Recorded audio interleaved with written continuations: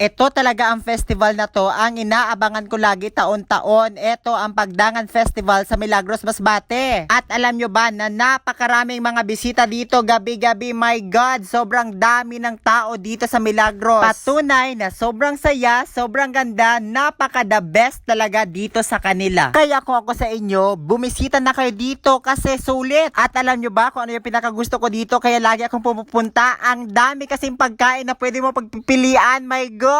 Ang sarap ng mga pagkain as in. Maliban dyan, pati yung mga tao dito sa Milagros, grabe sila magsuporta at magmahal. Kaya masasabi ko, this is my second home. Hindi lang sa pagmamayabang, pero talagang super comfortable ako dito pag andito ako sa Milagros. Baka sabihin nyo na nagpapasipsip naman si Belinda. I know, experience ko talaga ito dati pa. Ewan ko ba, bakit sobrang gaan talaga ng pakiramdam ko dito sa Milagros na ito? Ano bang meron dito sa inyo?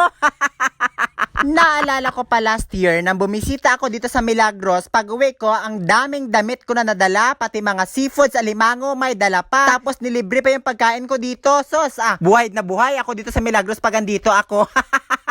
Kaya wala akong masabi sa mga taga Milagros, kundi sobrang bait nyo lahat. Kaya kung may pera lang siguro ako, ay araw-arawin ko talaga pagpunta dito. Nilibot talaga namin ni Sir Mark yung lugar kasi sobrang ganda talaga. Pag ikot-ikot namin, feel namin yung view.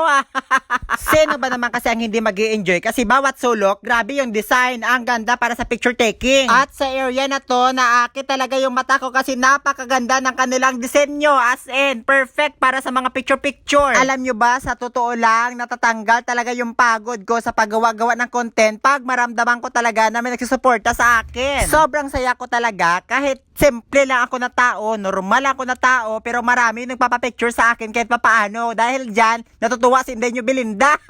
Dahil sa mga trip-trip ko dito sa Facebook, marami nagsusuporta sa akin. Dahil dyan, maraming thank you dahil na-appreciate nyo yung mga ginagawa ko dito.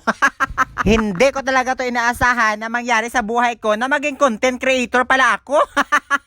Pagdating ko nga dito sa kanila, sobrang saya nila. Tinawag talaga nila ako, Belinda, pa-picture kami.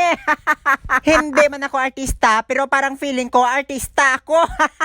Nagsaka naman ng hangin sa ulo ko, pasensyahan nyo na talaga. Sa mga supporters ko dito sa Milagros, maraming salamat talaga sa inyo. Sana makabalik pa ako dito.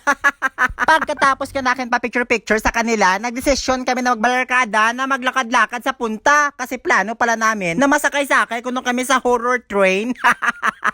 Pero actually, hindi man horror train yung sadya namin. Gusto namin magsakay-sakay sa Viking, sa Ferris wheel. Kaso hindi pa pala gumagana. So no choice kami, sumakay na lang kami sa horror train. At eto, dahil hindi man kami natakot sa mga patakot-takot nila. Daw kami maya yung nanakot.